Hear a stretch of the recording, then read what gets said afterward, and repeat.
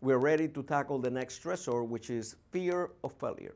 Listen, if pilots are not able to deprogram and reprogram themselves from this self-doubt curse, then a very powerful stressor will take over. I call it the fear of failure. This fear alone will make you fail check rides, and it's fueled by a couple of factors. Number one, not knowing what it means to fail a check ride. Number two, peer pressure. It is very important for a pilot to know what really means to fail a check ride, because it will help tremendously to recognize and control this stressor. It simply means that a piece of the puzzle was missing, and you have to put it in place. That's all. It does not mean that you're a bad pilot or a lesser pilot than the one that didn't fail a check ride, although you and many others may think so.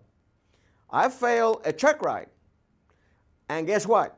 I was hired by the airlines, I flew for corporation, I was an FAA inspector, and I've been doing check rides for 23 years. See what I mean? Lastly, peer pressure alone will make you fail check rides if you allow it. This stressor is so strong that some pilots have admitted to me that they didn't tell anyone that they were going to take a check ride, because if they fail, no one will know. Remember one thing, your peers are rooting for you. And if you fail, they will not think that you are a worse pilot than them. They simply empathize with you. Next in line is the seventh stressor. Let's get to it now.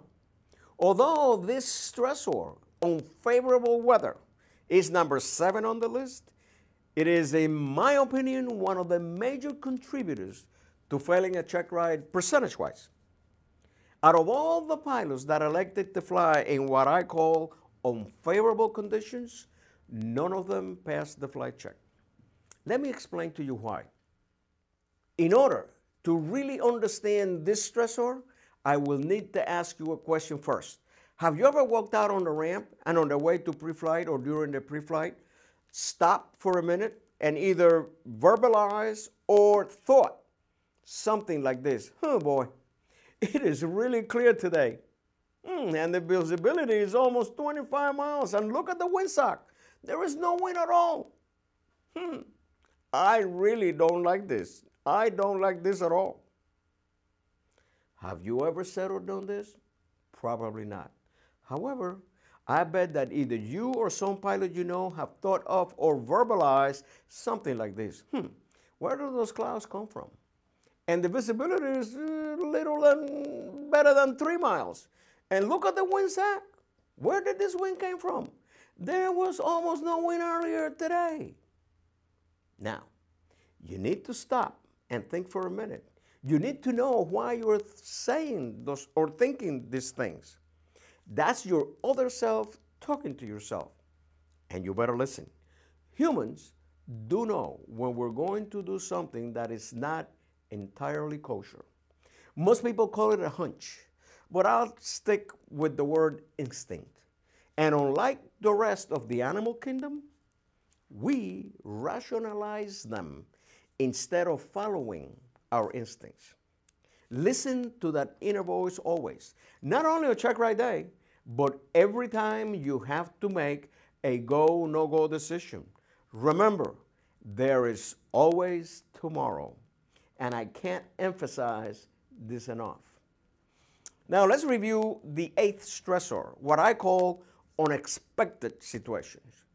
This stressor is so bad that I've witnessed applicants experience a complete meltdown to the point that they were unable to answer questions or to fly the aircraft.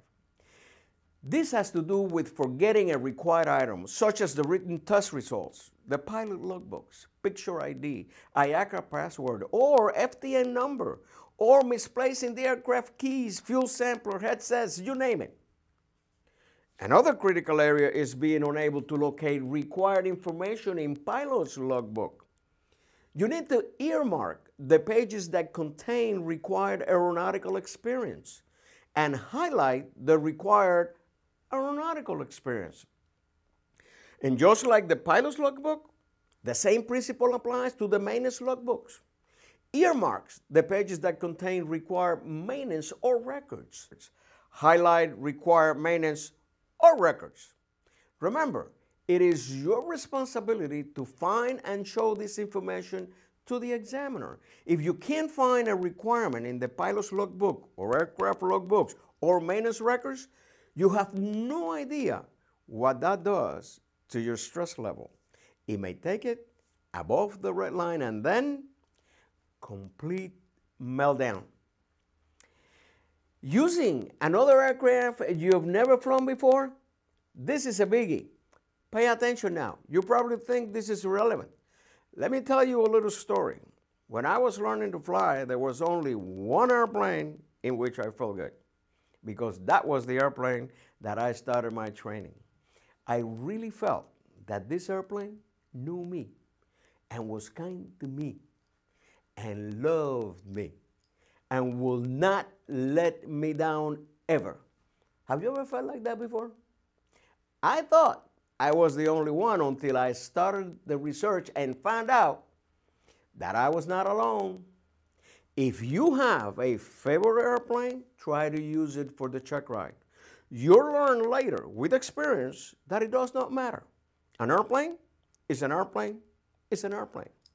But do what works for you. If you attend a large school, this might not be an issue. However, I bet there is always a favorite airplane in the flight line. Take the Checkride in your favorite airplane. There is nothing, absolutely nothing wrong with that. And it'll work for you. This next stressor is also a biggie. The aircraft for the Checkride is in the shop the day of the Checkride, and guess what? You were promised that it will be ready after the oral. It will never happen. And what's worse, you'll be constantly thinking about it and will not be able to focus on the oral portion of the test. Another area is that the aircraft has not been fueled at all, or the aircraft has been misfueled, either more or less fuel than required. If this happens, control the stress. Just go with the flow. Try to avoid this because remember, the longer you have to wait on the ground, the more chances the examiner has to ask other questions. And be cautious if required to fly to the examiner's airport. All the pilots that flew to my airport and failed expressed that they experienced additional stress due to being in unfamiliar surroundings. Therefore, I suggest that you should fly to the examiner's airport prior to Checkride day and be familiar with arrival and departure procedures, especially parking locations or tie-down areas. In other words, know the airport layout. Additionally, make sure that you have a cross-country sign-up to return, just in case things don't go as planned and a notice of disapproval is issued. And now, the ninth or last stressor, which, by the way, it should have been the first one, the Checkride itself. Why do you think I left this topic to the very end? Well, we all know that the Checkride itself is a killer stressor, especially if you don't know the contents of this video. However, as you can see now, if you understand and are able to exercise complete or even partial control over all the stressors already discussed, you'll reach the following conclusion.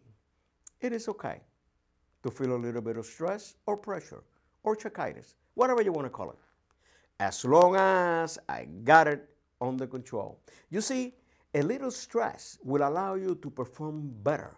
It will keep us away and it will bring up our sense of awareness. Therefore, our performance will be optimum. It is my belief that you will never think of checkitis in the same way that you thought of it before watching this video. Remember what I said at the beginning? There is more than meet the eyes here. As you can see now, Checkitis is a very complex thing and involves more than just the mere thought that you always get nervous on a check ride. And although it is a true statement, it does not have to be a negative thing. I can almost guarantee you that stress, if properly understood and controlled, will work for us instead of against us. I'll guarantee you that when you finish watching the next video, the rules of the check ride, you will feel so good about taking a check ride, you won't be able to wait. I am certain that both of these videos will leave you with this dominant thought. Not only can I be a member of the Pilots Club, I can also be its president because I know I am the best pilot I know. See you on the next video.